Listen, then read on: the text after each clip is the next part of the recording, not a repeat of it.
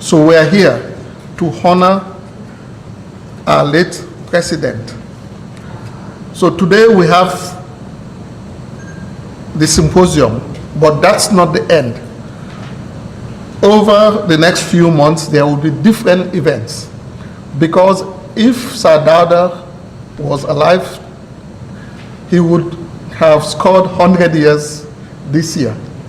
So that's why we thought it wise to have a series of activities to mark the centenary year of our former president. So for today, we have a symposium with the theme Waste Management and Transformation Opportunities in the Gambia. This is to dilate on conservation issues which Sir Dawda stood for. And for those who were not born in 1977,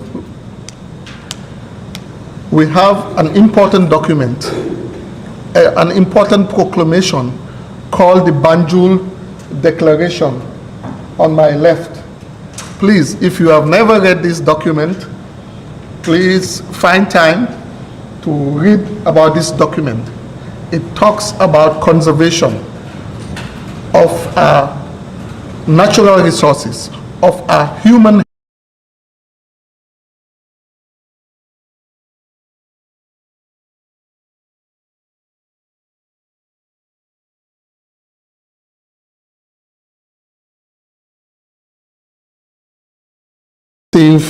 notes.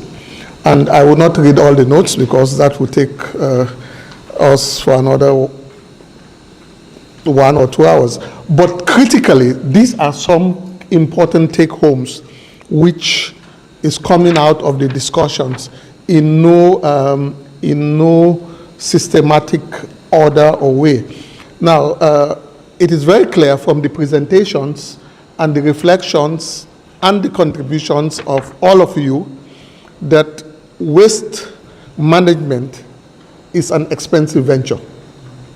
That is coming out very, very clearly from all the presentations made. So it requires financing.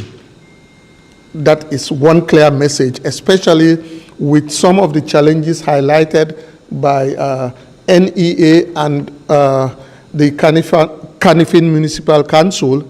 It is very expensive, even with their ballot project, to maintain, the waste management infrastructure. So that's one key takeaway.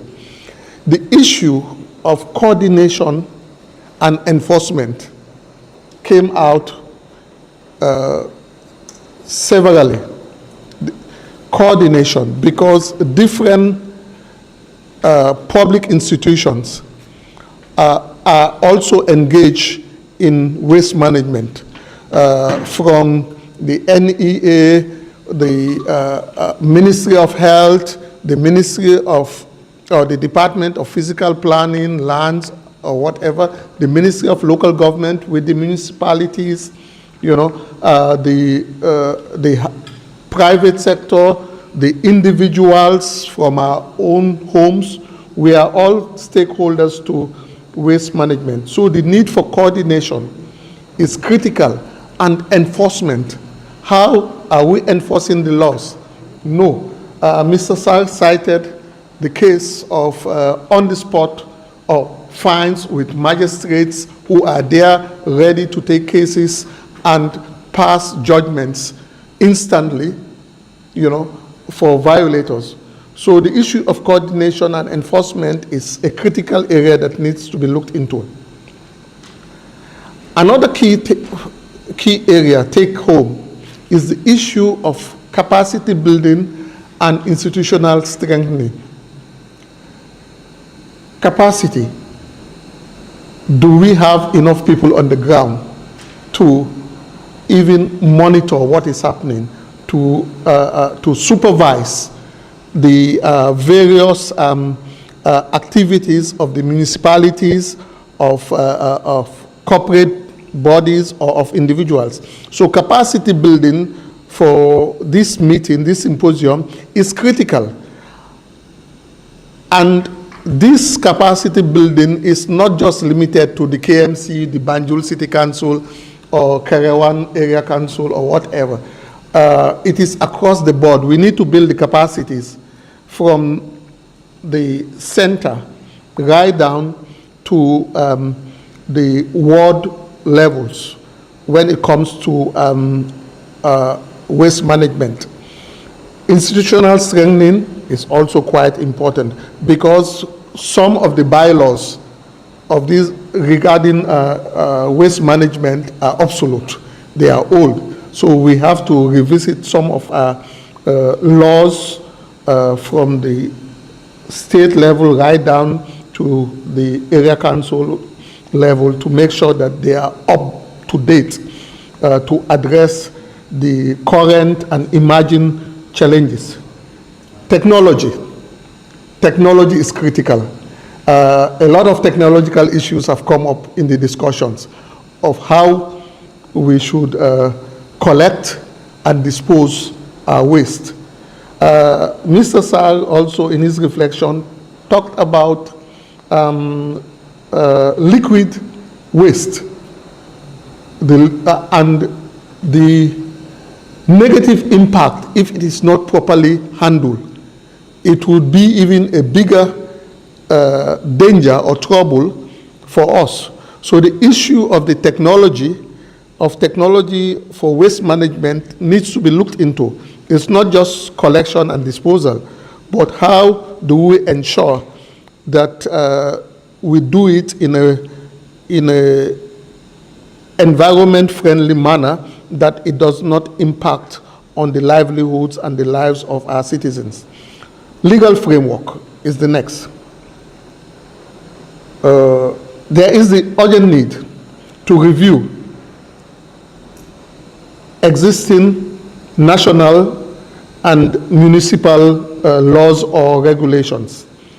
We must step up the game by coming up with best practices that can make waste management more efficient and effective, and at the same time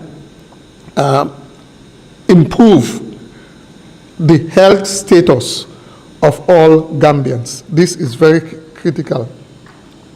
I've talked about the 6th point is the liquid waste, which I talked about earlier. This is equally critical. We must start paying attention and not take it for granted in the light of the extensive groundwater pollution that can take place if we do not address the problems of liquid waste. This in itself is a big health challenge. Another point, the 7th, is the issues. This is an emerging important issue, I would call it. The issues of landfills. From what I gathered from the discussions, we have dump sites. People from different parts of the community, whether you have a sarret or whether you have a truck or whatever, you come and dump and you go. We have been educated today about the difference between a dump site and a landfill and the advantages or the benefits that landfills can provide. It must involve the community. This came out in the presentations, in the reflections, and in the discussions. We must involve the community from adopting a bottom-up approach at the community level, from the household level. We must start looking at how do we engage the local communities so that they can be active stakeholders in waste management in their locality, in their community. And finally, I want to conclude with the proposal that Barrister Tal made, the establishment of a working group on the circular economy across the entire value chain. And we must take a corporate approach to that. A few weeks ago or months ago, 2 months, I was in Ghana, and the Ghanaians are preparing for their election. And one of the parties has adopted this issue of a circular economy as a major campaign issue. In fact, it's not just coming up with it as a campaign agenda, but they're saying they want to have a circular economy and a 24-hour economy. What that means is that, the economy, or most parts of the economy, should not go to sleep in the night. What it means is that, if it's a hospital should operate 24 hours with more staff to provide services to the people. If it's a waste management system, it should be able to collect waste, distribute and process.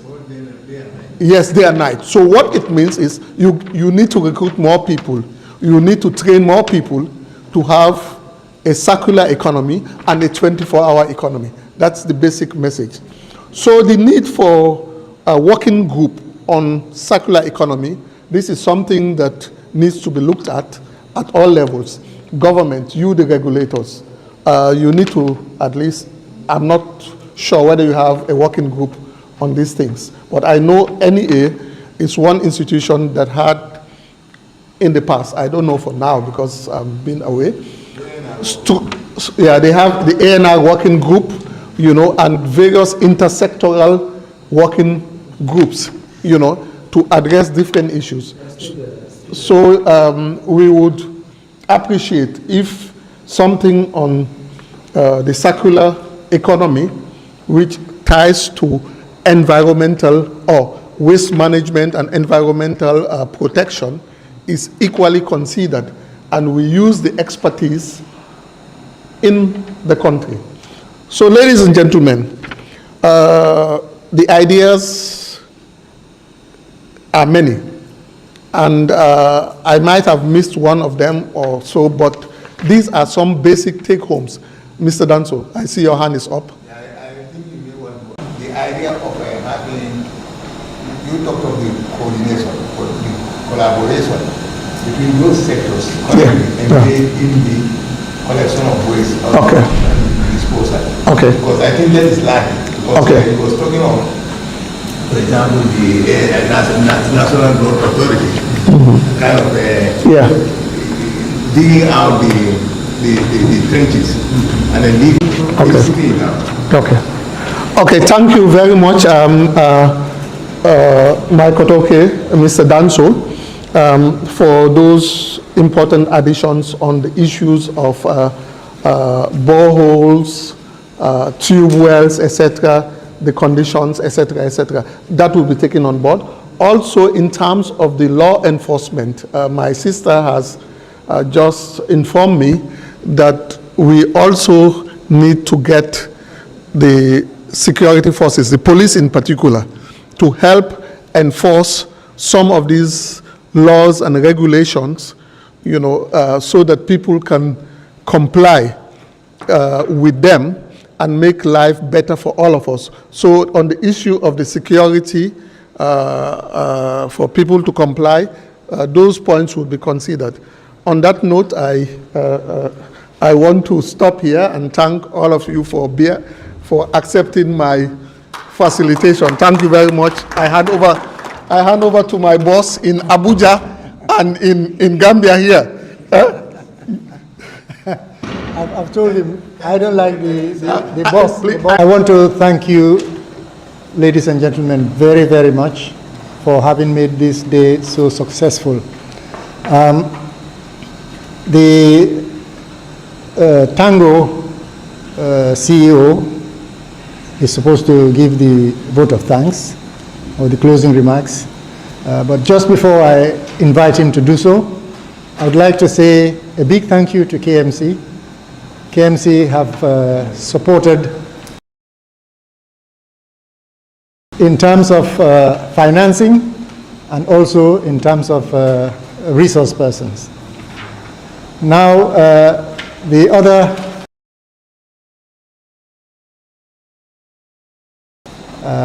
the University of the Gambia through Dr. Sidat Yafa, it was possible to have this room and all the facilities that were provided for this. So we say a big thank you to Dr. Yafa and a big thank you to KMC.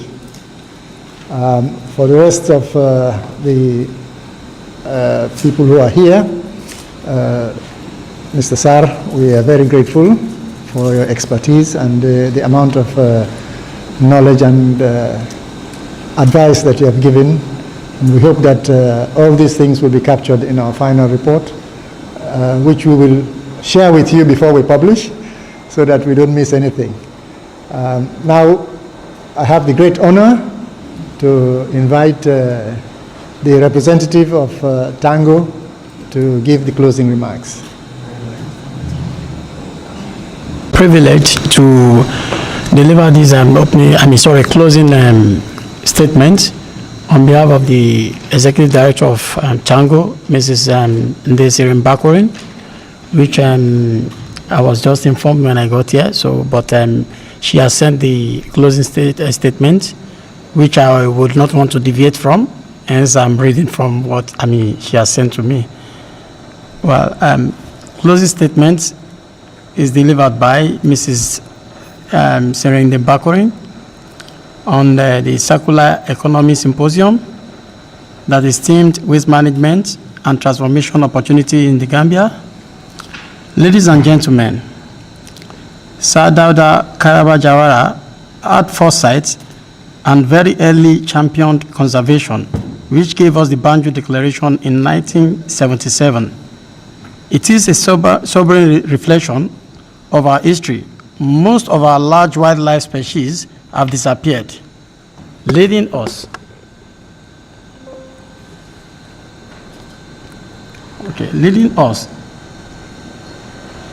of our history, most of the large wildlife species have disappeared, leading us to declare and pledge these efforts to conserve and protect our remaining fauna and flora.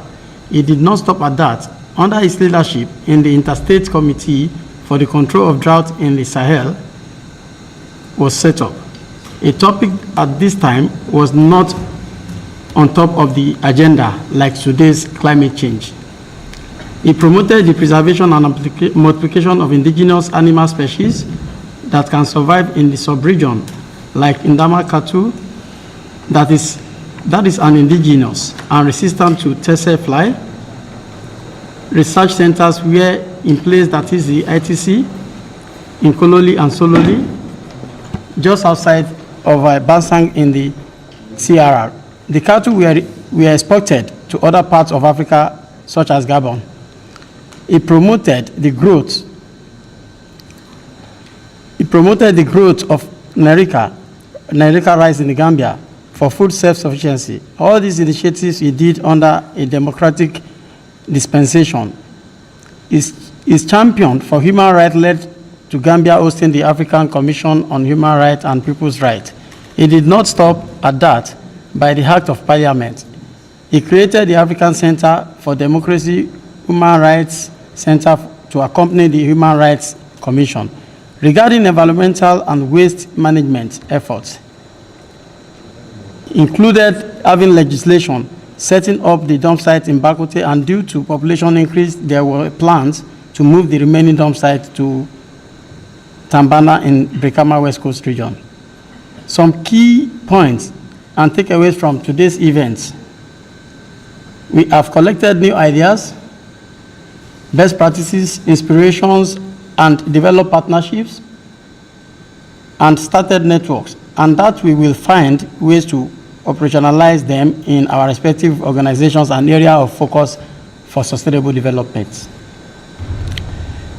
Innovation for waste management and service delivery.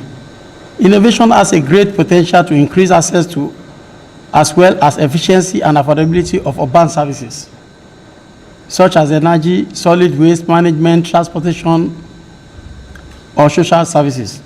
While visualizing the huge potentials of technology innovations in the Gambia, let us not forget the inclusion, human rights, and participation aspect of protection of the environment and sustainable waste management. This is essential to leave no one behind, in line with the Recovery-Focused National Development Plan, SDGs, Agenda 2030, and so on. How can we use the innovation for environmental protection and proper waste management in this country? It is one of the questions worth reflecting as we close this event. Opportunities for proper waste management. KMC and GBA, for example, can set new pace for sustainable solid and liquid waste management initiatives. Adopting sustainable production and consumption patterns is vital. What we need to remove economic, technical, behavioral, and political behaviors or barriers to foster even more opportunity for sustainable waste management, and it's everybody's business. To tackle waste management issues in the Gambia, I urge all of you to join and support the relevant entities responsible for waste management for sustainable development for the Gambia, to engage for a long-term positive change in waste management. At the primary users of waste management services at household level and being engaged in various types of works, women have both knowledge and expertise whose recognition can lead to more efficient, effective, sustainable, and fair waste management operations. Furthermore, innovations for the future generations, youth-effective and inclusive multi-stakeholder governance is needed. Enhanced collaboration with private sector, government entities, and civil society to introduce impactful solutions for waste management in the Gambia, particularly growth centers. Thank you all. Almami Fandintal, I must say, together with Her Excellency Ramzia, were the originators of this idea of Kairaclo. And we supported him and came around and worked together to bring the organization to where it is today. It would be unusual for him to stay the whole day without saying a word. So I'm asking Almami Fandintal, please come forward and say, or maybe you stay where you are, we'll bring the microphone to you to say the final closing remarks for this symposium on waste management and transformation policy opportunities in the Gambia. Mr. Tal. That when Moses went up to Mount Sinai to collect the 10 commandments from Almighty God, he spent 40 days and 40 nights in communion with Almighty God. But before he came down, the Israelites that were saved from Egypt, even after the parting of the Red Sea, they returned to the worship of the golden calf. They forgot all their tribulations. And the popular biblical saying comes that without a vision, the people will perish. But no matter how brilliant the vision is, without a shared vision, communities will not grow. We find ourselves in a nation where the founders of our republic, this improbable nation, like Sir Dawda and his generation, today is the 54th Republican Day of the Gambia. I heard the representative of the president of the Chamber of Commerce say so. But it is unmarked, it is unremembered. So I'm sure, it would not be far-fetched that our own children will forget about us as soon as we leave this earth. We valorize Sir Dawda's legacy, we talk about his memory, not so much as to idolize him or to hero worship him. He certainly had his own limitations, and as a leader, maybe he could have done much more. But what we take away from his life and his example is the Banjul Declaration, is the inspiration of this organization. And I have to say I'm very proud, I'm very pleased that very distinguished Gambians, much older than me, much wiser than me, much more experienced than me, have accepted to ask me to lead this humble, ordinary effort. So this is a beginning, and the centenary celebrations are really a beginning. If we can share the vision, the ideas, I'm sure our own children will not forget us. I mean, maybe when we are also 100 years, our children would recall our little contributions on this earth. Because we have very little time. You don't realize it until you cross certain milestones in terms of age. To impact, to be effective. And I think it's important that we remember our parents, our founding fathers, as often as possible. Not just to remember them, but to look at the best things that they leave behind, and we make them live again in us, in our children. My own encounter with the Banjul Declaration was in primary school, in Winley Primary School in Banjul. I was born in Banjul, I grew up there. And even in my childhood, we had big trees on Allen Street, on Clarkson, everywhere. But as we get older, all these things have disappeared. And in fact, the memories of them, I was telling one of my sons, he could not understand that on Independence Day we used to get a little bit of money from Sadauda or from the government after our march past. You know, all of these traditions, I think, have produced some value for all of us. And I'm just so happy that today we are able to do something together, because together we can really make a difference. So on that note, the Secretary General has also been playing the most pivotal role in the evolution of Kairaclo.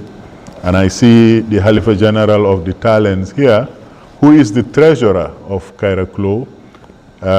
He has been instrumental, he has been a stalwart in the development of this organization. But this is not a self-admiration society, it is an effort that Gambians have come together to try and contribute in some way. So without going overboard, as usually I'm prone to do, I would really like to thank the Honorable Minister for the Environment for sending Honorable Bubu Pate Jallo this morning to represent him. And I would also like to thank Professor Sidat Yafa for his enthusiasm and his support of this effort, and for making these facilities possible to be available for us. The UN system also sent a representative. NEA is a special case because we have the only MOU we have so far signed with them. We have seen Mr. Njagature deliberate, participate, and I'm sure this is just the beginning of a very fruitful relationship. KMC, they have also come through. They have also agreed to partner and participate in the development of this. So has the Banjul City Council. The mayor is out of town, but he has ably sent a very experienced member of his council, in my brother Tunko. We grew up together in Banjul Central, Soja Town. He's my elder brother, he's my koto. You know, they are the last of the Banjulians of my generation who still call themselves proudly Banjulians. So we are very happy to have you here, Honorable Councillor. To Ozone Bay, we also say thank you. But I would not be doing justice without acknowledging and recognizing the former Commissioner of Agriculture for the ECOWAS Commission for his masterly and magisterial handling of our sessions. Mr. Obi, we are in your debt. Of course, Mr. Obi is a member of the Kairaclo Conservation and Leadership Organization. So ladies and gentlemen, on behalf of the Board of Trustees, I want to thank all of you for your excellent participation, and let us hope that this is the beginning of a very, very productive engagement from the grassroots. Thank you very much.